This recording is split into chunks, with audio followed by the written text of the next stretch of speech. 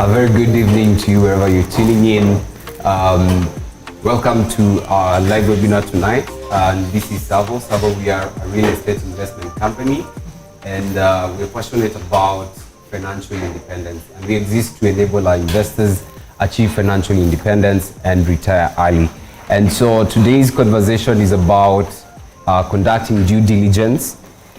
And the real estate industry has been flawed with certain inconsistencies, in particular fraud, corruption, and unreasonable delays, which in turn now affect all the stakeholders that are in the real estate industry, including investors, landowners, developers, and also financiers. And it is unfortunately uncommon to hear stories of people losing their life savings, to investment fraud. And investment fraud is unfortunately quite common, even with the recent cases that we've been hearing in Athi River. And trust you me, it can happen to anyone, whether be it us, our friends, or even our family members. And people have lost their life savings to scams. And these people will promise you high returns and exclusive opportunities, which now the impact of such losses can be very devastating. And it is difficult. Sometimes it is very difficult to recover both financially and emotionally. And we've heard of the cases of briefcase offices and where fraudulent businesses will just open and disappear and transform into something else overnight, and which is a tactic that has been used by fraudsters. And they lure unsuspecting individuals with promises of high returns and lucrative investments, only to vanish with their money. But we care that you don't fall into the same trap that many have fallen. And so in this webinar series, we'll be highlighting some of the key things you need to look out for in order for you to conduct due diligence. And why do you need to conduct due diligence? Some of the things that you need to look out for so that you don't fall into the same trap,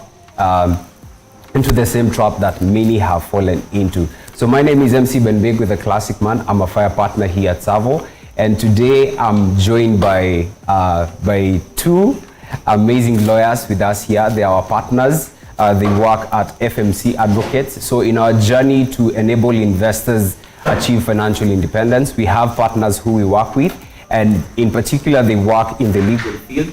And FMC is a law firm and consultancy based in Westlands, Nairobi.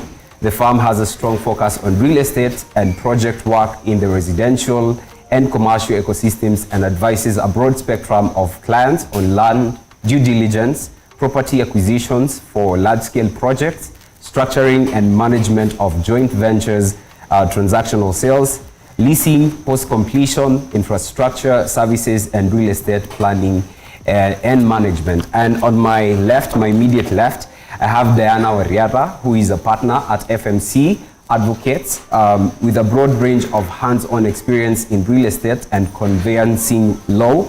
And she advises a wide range of clients on property construction matters and has achieved successful conclusion of numerous assignments for her clients, adept in all transactional aspects of real estate. And she has a strong skill set to represent clients looking to invest in real estate ventures and help them manage their property and contractual interest. Karibu sana, Diana. Thank you for having us. And congratulations for making partner. Thank you. So on my far left, we have Fidel Mwaki. So Fidel is a partner at FMC Advocates with extensive knowledge and expertise in real estate matters in Kenya. And his practice centers on real estate developments and related commercial transactions, where he represents clients or acquiring multi-use residential and commercial real estate. And he regularly advises clients on project structuring, documentation, including construction, contracts, agency agreements, and sale agreements, and sectional titles. Karibu sana, Mr. Fidel. Thank you very much. We're glad to have you here. Yeah, happy to be here. Maybe before we go further, I'll ask Diana to lead us in a word of prayer, and then we can dive into the session. Okay, thank you, Migwi. Let's bow our heads for a word of prayer. Heavenly Father, we come before you this day, giving thanks for the gift of life and for the opportunity to be here. as we start this webinar, Lord, we ask that you may go with us, that you may give us insights, walk with us, and enable us to be able to deliver the very best to our audience. In Jesus' name we pray. Amen. And if you're joining us for the very first time, please make sure that you also hit the subscribe button, because we have more. We'll be having much more, and we've been having such webinars that are very informative, so that you don't miss out on exactly what we'll be delivering. And so if you're still tuning in, sending your fire emoji so that we know you tuned in. Now, guys, I did such an introduction, but maybe people are wondering, who are these people? Maybe you can tell us how you are, how is your week, how's the going? Yeah, let us know how you're doing. Okay. Thanks, Mikwi, for having us. You're welcome. I'm Diana Valera, as Mikwi said. Thank you for that well-put introduction. I've had a lovely week, can't complain, and I'm happy to be here. Wow, thank you. Thank you, Mikwi. As you mentioned, I'm Fidel Maki. Very happy to be here. My week has been not too shabby. It's been okay. Busy week as well, but yeah, great to be here with you guys. Oh, thank you. Thank you for allowing the invitation. And so they'll be sticking with us for the next couple of weeks, because we'll be getting to really dive deeper to understand what is due diligence and some of the things that you need to know. And we'll be welcoming your questions. So if you have questions that you have, please make sure that you put the questions down, and we'll get to respond to them. So before we get into our conversation today, I came across something quite interesting. I'm not sure whether it's true. So they say arguing with a lawyer is like wrestling with a pig in mud. With a what? With a pig in mud. Yeah, so sooner or later you'll realize they like it. So I don't know whether it's true. That could get us into a whole argument, so just to avoid that, let's talk about due diligence. We've been seeing a lot of cases, especially now in the country. We can see there are many people who have lost their property at the river, and there are demolitions which are ongoing. Maybe it could be because most people did not conduct due diligence. So what are some of the things that maybe we can highlight concerning what is happening right now in the country? Maybe I'll start. I think what's happening around the country and what we've seen in the news recently is it paints a picture of what happens across.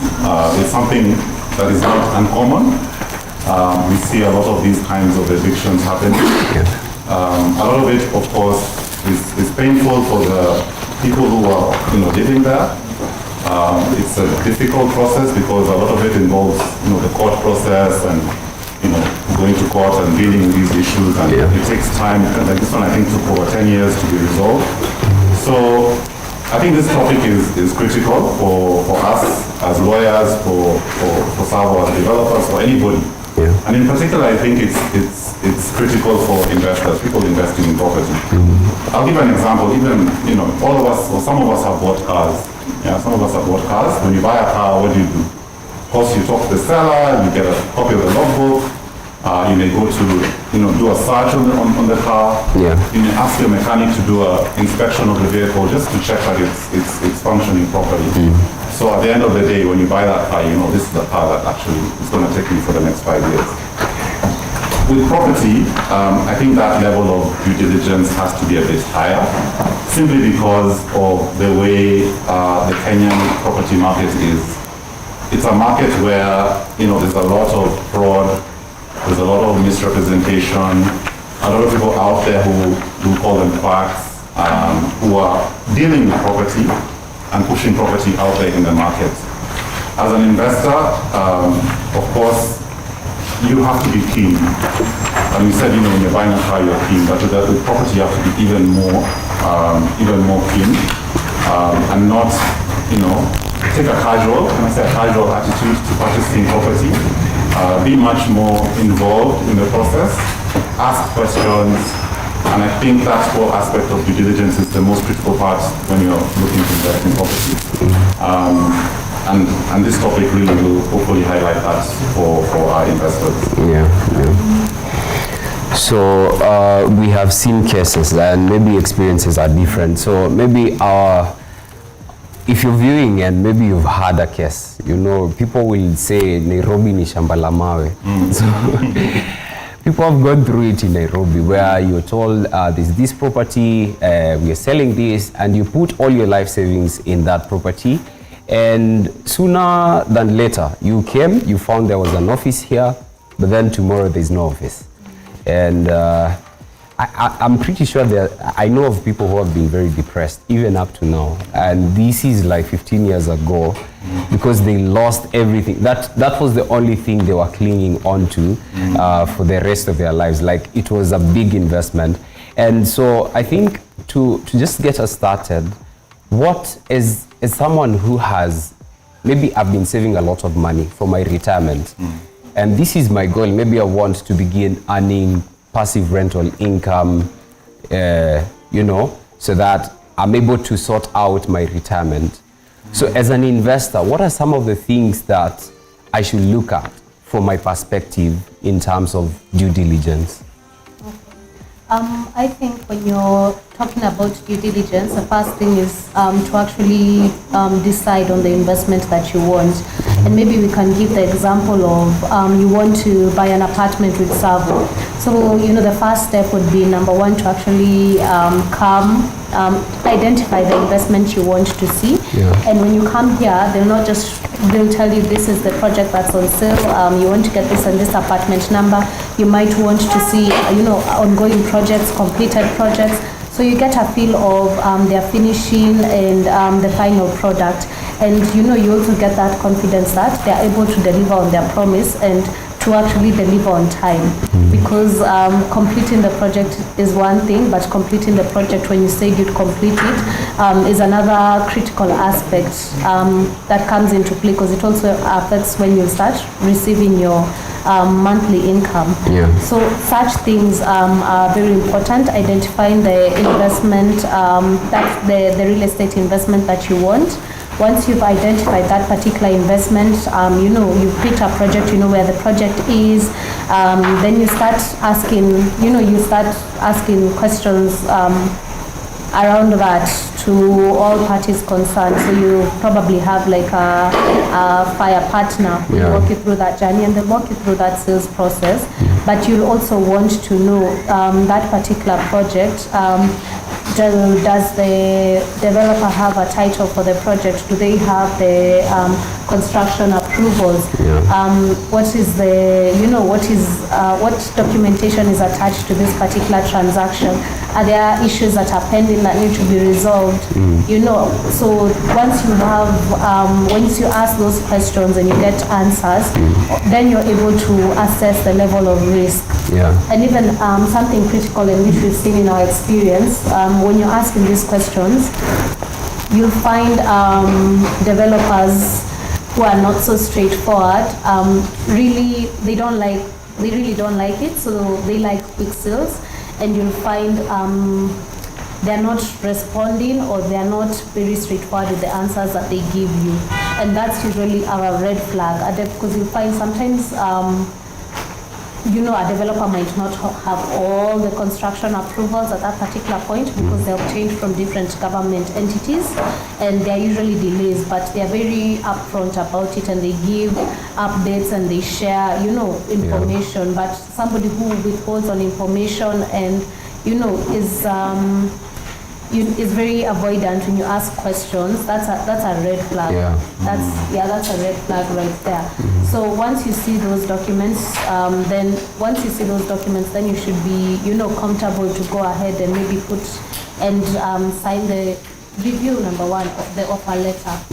So you review the offer letter, you know the terms of the offer letter. Then once you review the offer letter, you can sign. You sign it, make a deposit, and after that you can review the sales agreement, which is now the binding document between you and the developer, and it now, you know, highlights the obligations of all parties to this particular transaction, and what's expected of each party, and what happens in the event either party does not do what they were supposed to do.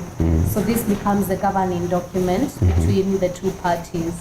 So it's important that each investor reviews this document, that they understand this document in detail, and that they sign this document, because you'll find in Kenya, all transactions in respect to property must be reduced in writing, and both parties must sign them, and they must sign them in the presence of an advocate for that particular document to be binding. Okay. So it's important that you really, dot your I's and cross your T's when it comes to this particular process, so that in the event in future there's a dispute or there's an issue, then you have a document you can rely on.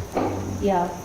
Okay. And then I think something else that in this particular process that's very important for the parties to look at is when buying this investment, because you'll find sometimes I want to buy with my sister, or I want to buy with my friends, or I want to buy with my family.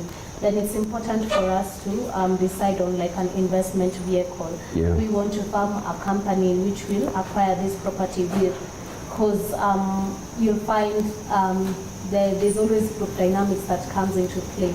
And given that it's a long-term investment, you want to make it easier for each party down the line. Yeah. In the event that one party is no longer interested in the transaction, that they can easily exit that particular transaction.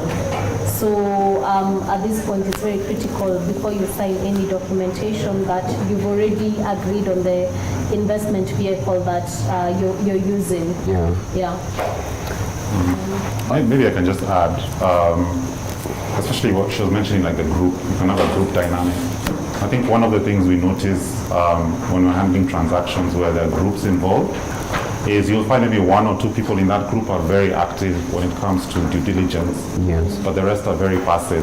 Yeah. And I think for investors, they need to be, all of them need to be active. So all of them need to be like consciously asking questions about, the property, the developer, and not most of them, you shouldn't let two people take an active role and you remain passive. Yeah. So I think that's one of the challenges that sometimes we see. Because later on down the line, when there are issues, the person who was not active suddenly doesn't know what's happening, and they were not keen at the beginning, and that creates problems as well. Oh yeah, and we have seen cases where, spouses say that, no, you bought this property, I didn't know, and you lost the money. And of course, whatever happens, we see cases of divorce and such things coming up, and it is quite sad. I think there's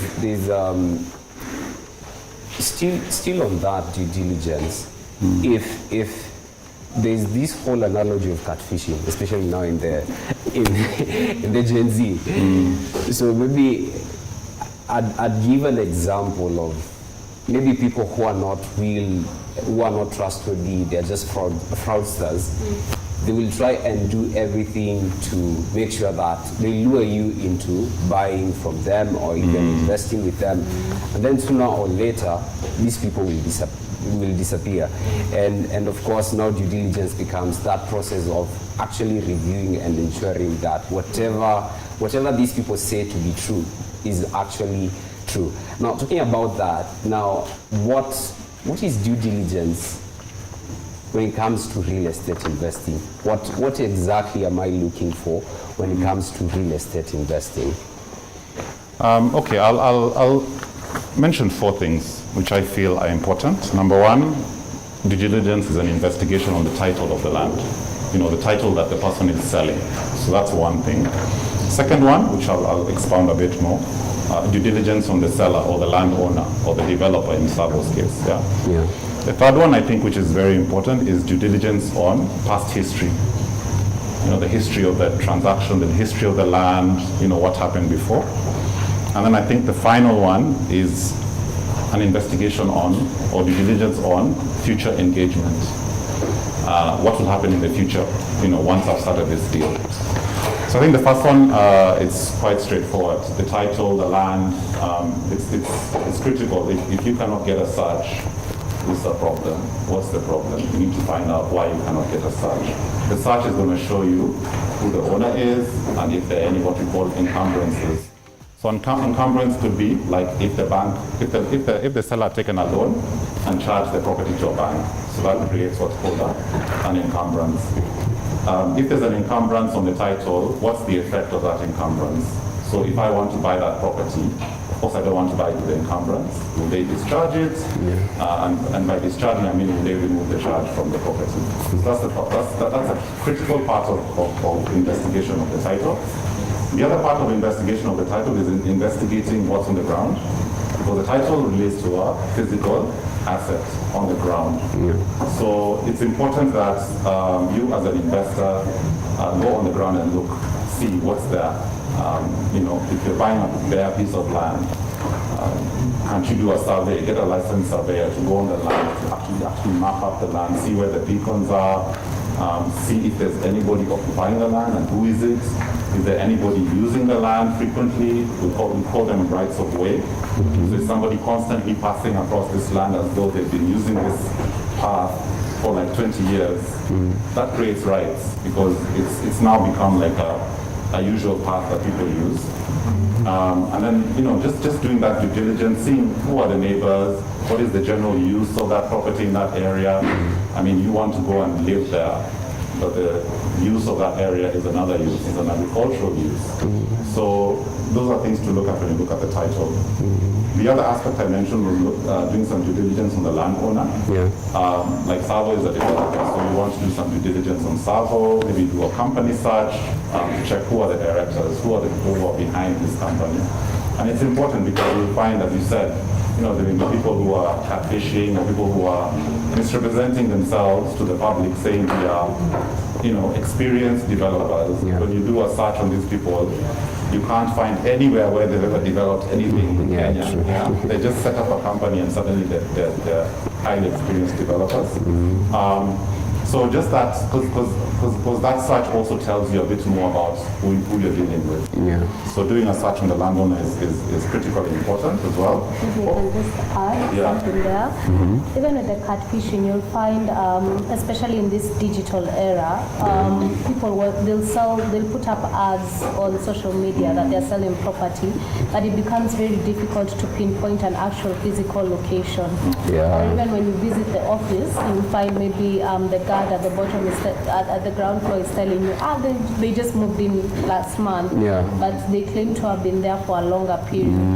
So you'll find a lot of these briefcase companies don't have really a physical location, or even if you visit that physical location, you'll find like it doesn't look like it's established. So it's like a one-room, one-man operation kind of thing. So maybe at that point, it should start telling you something, you should just make notes. I think as an investor, just understanding who you're buying from it's a critical process. Sometimes, of course, people are there in between, maybe brokers or whatever. So again, you need to be keen to understand who exactly is the owner of the land. Another aspect I mentioned was past history. So we talked about in Kenya, this Etate River case, this is a prime example of there's a history of something that happened that led to people actually move into a piece of land and claim ownership. So when you're investigating land, look at the previous transaction that happened against that title. So there may be, there may have been like 3 or 4 transactions that happened. Is there a logical sequence? Are all the documents in order? So those are things that you can do when you do a search. And it's important that at least you have an idea of, what happened before. Because that also informs you, how did this person acquire the land that they're claiming to sell now? Did they acquire it properly, or was it an irregular acquisition? Those are things that, when you're looking at past history, it's vitally important. And finally, I think an investigation on the future engagement. So say you buy this property, like with Savo, you have a plan towards the end that you will be earning passive rent income. There'll be a property manager who will be managing. So those are questions you can ask. So how will this work? How will property management work? And the responses that you get from that will inform you whether this is an investment worthwhile. And she mentioned that aspect of communication. Are you receiving the right feedback? Or is somebody being evasive and not telling you what you need to know? So it's important to look at that as well as part of due diligence. Okay, interesting. I think it will be more interesting as we dig deeper to really know how do I get to do this. And we don't want to miss out on this webinar series. because we'll be in the next we'll be talking about understanding parties to the transaction. And I think we'll just get to understand how do you verify most of these people, like the number of things that Fidel has mentioned. How are you able to verify that actually these people are legitimate? Now, if now I've gotten there, what benefits accrue when I conduct due diligence? Because on the contrary, of course, there are repercussions. So maybe we can highlight some of these, benefits that I'll get after conducting due diligence, and also maybe some of the cons to it. Okay. I think even before we go to the benefits of conducting due diligence, it's important that we handle a critical aspect of when I say due diligence, where am I supposed to start from? So maybe I can discuss that and Fidel can look at the benefits of due diligence. So essentially when you're doing due diligence, when you it starts from the very first interaction that you have with that party, the person you want to buy that particular asset from. So from that first interaction, that's due diligence up until you get your title. So it's an ongoing, continuous process where you're engaging this developer and up until you have a title in respect to your real estate investment. Then you're able to deal with it independently without intervention from the developer.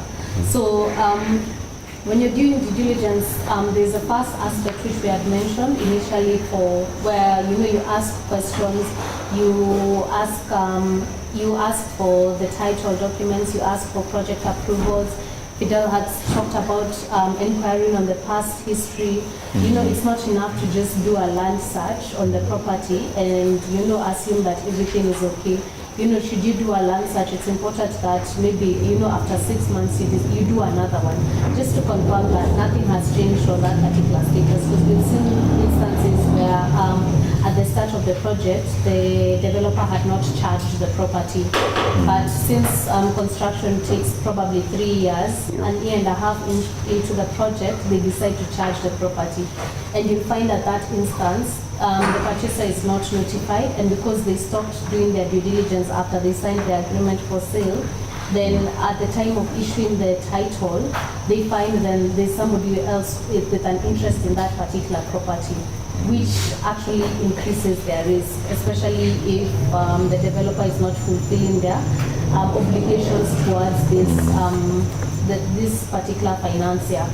So such instances where you need to always be proactive in this particular investment.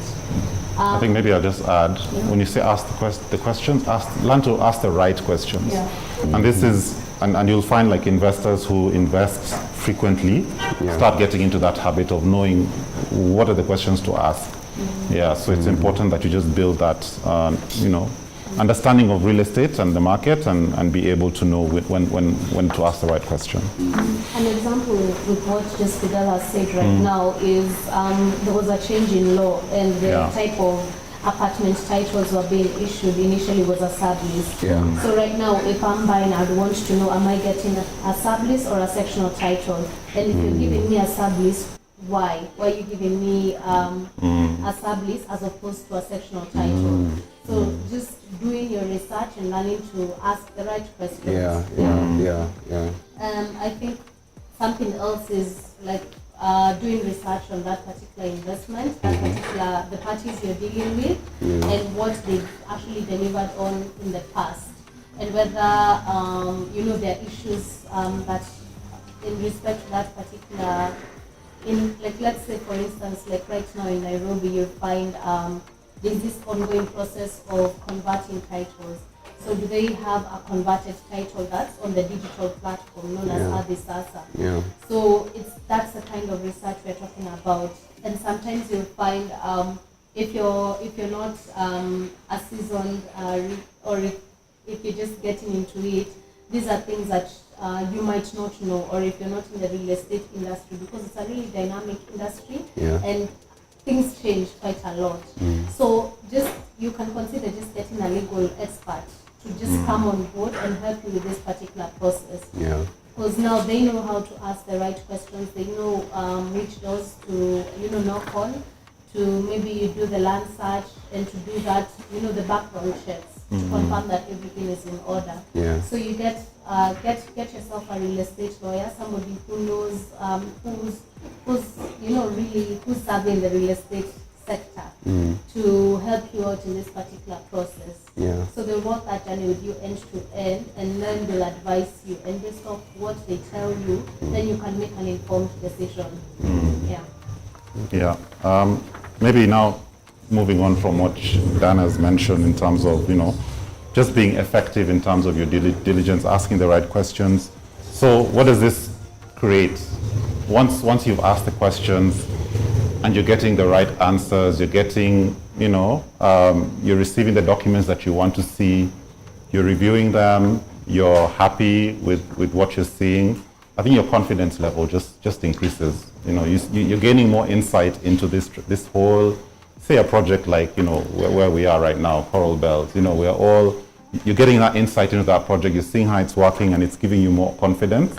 You have more confidence in the developer, you have more confidence in your future planning.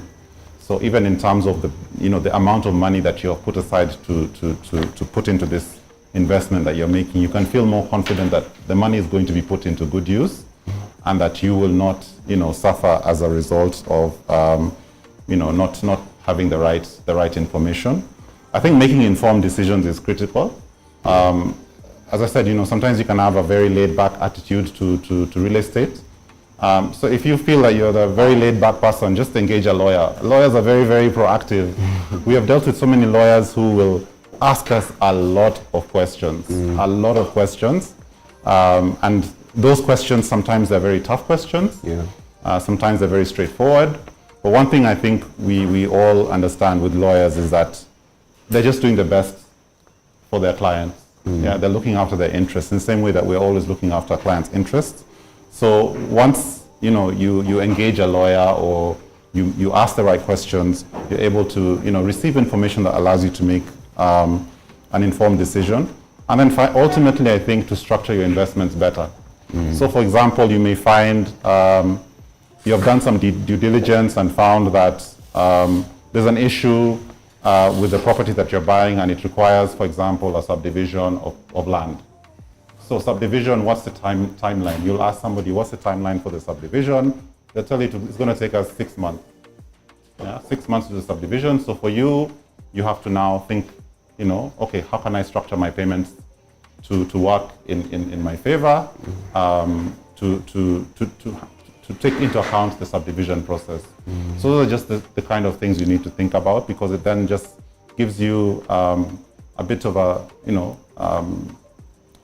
bit more, insight and be able to make the right decisions as you're investing. Okay. So maybe just to highlight, if I fail to conduct due diligence, what is likely to occur? Essentially, what you're doing is you're going into a transaction, hoping and praying that the developer will deliver on their promise. So you've not taken the additional step to actually confirm what they said. And I think maybe we can just mention there was a Supreme Court ruling on this particular issue, where essentially it just emphasized the importance of doing due diligence before going into a particular transaction.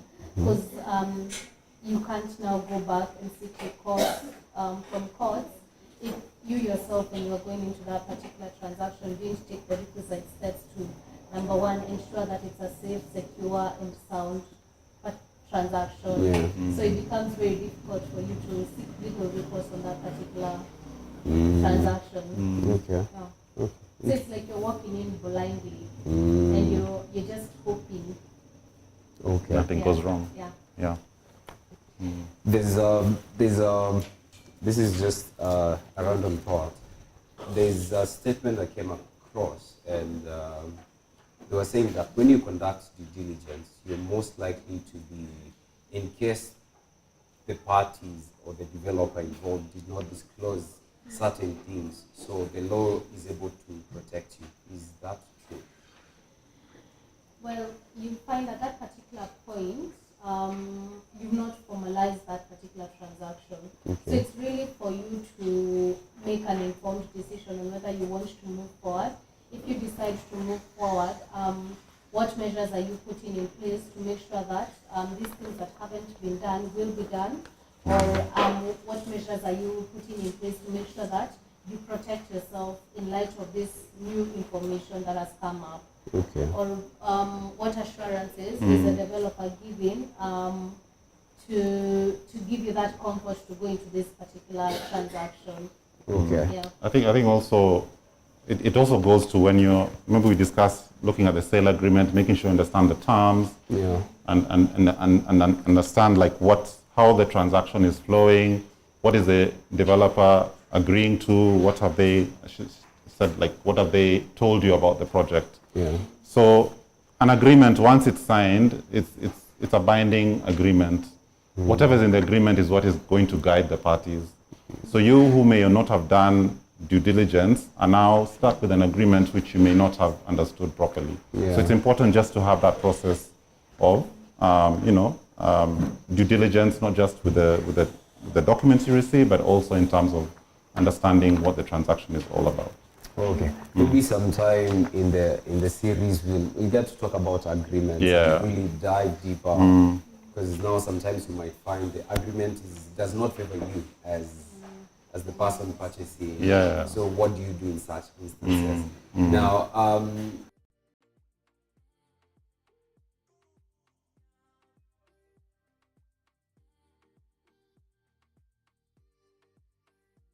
effectively, you're able to even plan ahead. So how does due diligence actually help you to plan ahead? Essentially, how it helps you. What I'd say is due diligence helps you make informed decisions, and this is not just off a gut feeling. It's based off facts, figures, and tangible information that you've received based on the research that you've undertaken on this particular transaction. So it's like data-driven decisions, which are actually the best decisions to make in such situations. So it helps you, number one, understand the level of risk that you're getting yourself into and making an informed decision. Am I comfortable with this risk? So like, for instance, you might find maybe the developer you find there are developers who usually take financing to construct the development. And at that point, you'll find that particular bank will charge the property. So once you do a land search on the property and you find that there's a registered charge in respect to that particular development, am I comfortable going into that transaction? Because at that point I'm made aware that there's someone who has an interest in that particular property, and should the developer not fulfill their obligation, then they can exercise their rights over that property. So am I comfortable with that level of risk, and what has been done to give me comfort? Such things.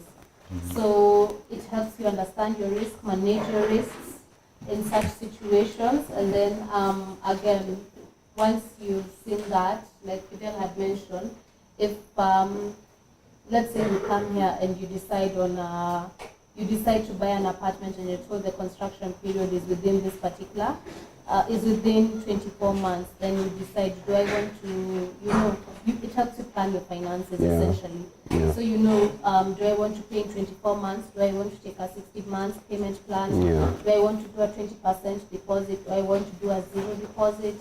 Such issues. And at that point, then you know what payments are due at what particular stage. So you're able to budget and plan for them. I think also importantly is that it helps you, like we had mentioned earlier, when dealing with groups, pick the right investment vehicle for you. So you sit down as a group and you say, we might want to form a company and channel our funds towards this particular investment, and this is how this particular company is going to run. And these are going to be the directors of the company, and this is how we agree on returns. And in the event you don't make a monthly contribution, these are the measures we are putting in. So with a company it becomes easier. So just doing your due diligence and asking these questions It helps with a lot of planning, and essentially you're planning with the end in mind. So it helps you, it makes the transaction seamless for you. So you find you're not being forced to make decisions midway, or you're not finding yourself in a situation where you'd have made a different decision, which would have impacted you less financially. You know. Yeah. Okay, interesting. I think maybe I'll just add, due diligence is not just at the initial stage.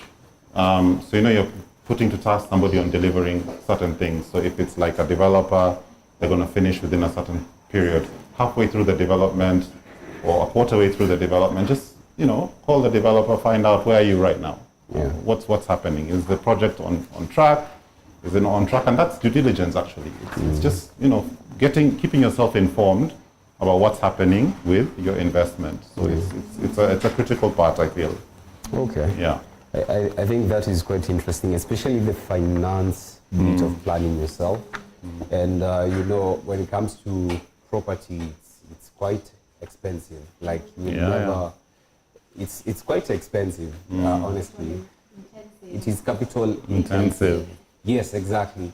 So, and I think Savo, we've tried to help our investors achieve that, where you can be able to plan yourself ahead using the zero deposit payment plan, where we have a flexible payment plan of up to 5 years. So what you just do, you just divide the price of the unit that you desire of the property that you desire to purchase by the number of months you're willing to pay, up to 5 years, and that allows you to pay as little as 35,000 Kenyan shillings per month. And I think we have covered much ground today for a start. So, and I know most of our viewers maybe have questions, and I see a question by Andrew Waitito. Andrew Waitito says that Diana and Fidel, you say that we need to learn to ask the right questions. Do you have a list of basic questions we should ask that you can share? And I think the good news is we have a document. Yeah. It's called the Ultimate Real Estate Investment Checklist. So we have prepared that document for you with the exact questions, and there's a number you can score for each question, so that now out of the total, you can be able to tell, is this risky investment? Should I proceed with caution? Is it go green? Like, is it? Yeah. So this document will actually help you, and I would like you to stick throughout this webinar, so that even as you're asking these questions, you're asking the right kind of questions, and even in the interactions, because the better you understand these questions or just the real estate space, the more you're going to be informed, and you'll be able to make the right decisions. Yeah. So thank you so much for joining us. I don't know what are your parting words? I'd say my parting shots is the real estate industry in Kenya is quite dynamic, and as much as there are developers who are trying to do good, there are also those who are trying to swindle. There are those who are trying to swindle investors or purchasers. So it's important that we have this particular conversation, and I don't think it's a very timely conversation, especially with what's happening in the country. And I think it's important that we try and educate each other on this particular matter, so that it becomes easier for investors to, to know what's a legitimate, who is a legitimate developer, what is a legitimate investment, and once they're able to identify that, then they'll be able to know who is trying to swindle them. Yeah, I think my parting shot is that for investors, be diligent, be proactive. The real estate market in Kenya is very vibrant right now, especially with the conversions, with the new sectional titles. There's a lot happening in the real estate sector, and you as an investor need to be, stay informed, speak to your lawyers, get insight into what's happening, so that you're able to make the right decisions and invest as much as possible in the right way. All right. So if people want to find you, where can they reach you?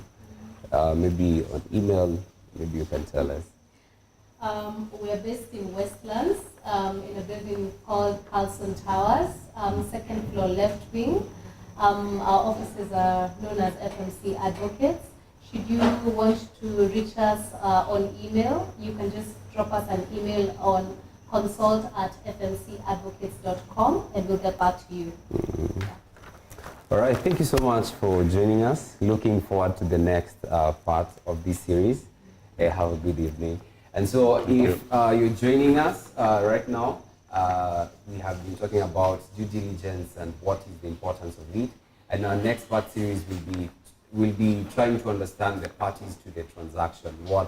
Who are these people who are involved? Yes, the investor, the landowner, the financiers and the developers. We'll be digging deeper to understand who are these parties that are involved in the transaction. And talking of due diligence, it is very critical for you if you're planning to invest with us to do your due diligence. And part of it is actually subscribing to our site updates. So every single week on Saturday, we send site updates with the updates on how the projects are faring, where construction is at. So please make sure that you subscribe to the site updates. A link will be sent in the description box, in the comment section below. And also, it's going to be a long weekend. We'll be having a holiday on Friday, so those are 4 days of holiday, 3 maybe. That's forever for most of us. So we have Homes Expo at KICC. So part of your due diligence is coming and actually interacting with our fire partners, get to know, ask these hard questions that we are telling you. And the good thing is that we have a physical copy of the real estate investment checklist that we'll be giving for free. So please make sure that you bring along you tag along your friends and relatives, those who they really want to invest in real estate, and we'll be there from Thursday, that is tomorrow, all the way to Sunday. So we hope to see you there. And also make sure that you download the due diligence checklist. We have it there. So this you're going to need it for the rest of your life. When you're making choices to invest in real estate property, because that is where the real wealth is. And also watch out for a new project which is coming soon. The details will be coming very soon. So if you're planning to do your due diligence, unaweza harakisha so that when the project is here, you can hop onto that bus. And lastly, please remember to subscribe to our channel. We have much and more of these conversations ongoing every week on Wednesday, as well as educational videos and other series that we post every other time. So if you don't want to miss out on what is happening also in our community, and follow us across all our social media platforms, that is savo.ke, and let us know the kind of content that you would also like us to continue sharing on these Wednesday webinars, as well as across our socials. And with that, God bless you. Have a good night. See you next week on Wednesday. Owning your first apartment in Nairobi has never been easier. It's simple. With zero deposit and 0% interest rate, you can pay as little as 30,000 per month for up to 5 years. Just divide the price by the number of months you want to pay. Visit www.savo.ke to learn more.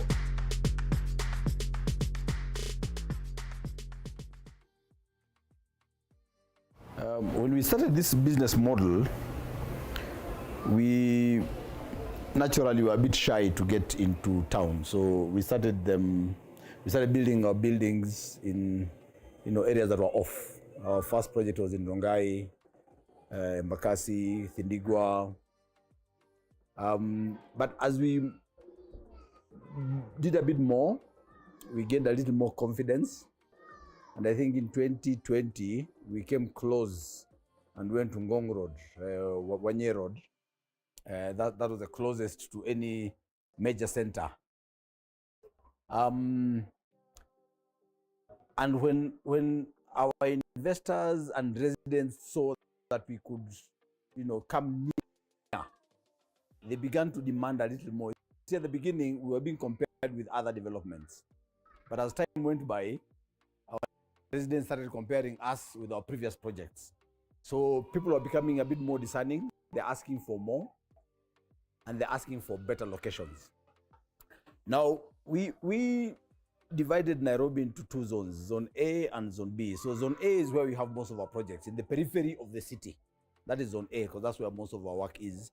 Zone B is right at the center, CBD, Parklands, Westlands, Nairobi West, that kind of thing.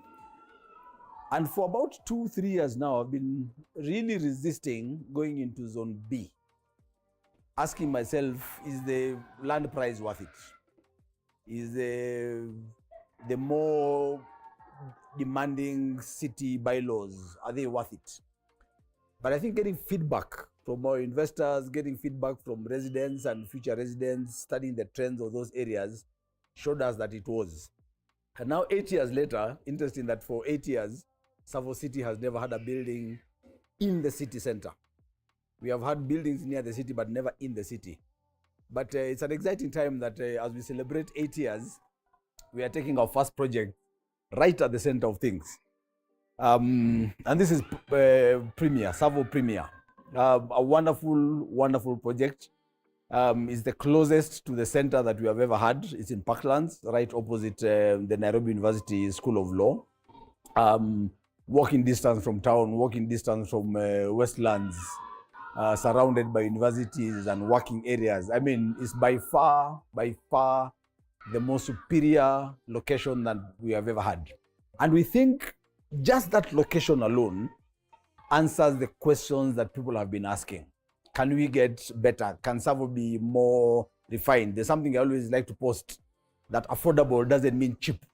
Why just because it's affordable doesn't mean that it has to be so far away. And we have put up this building. The location is first class.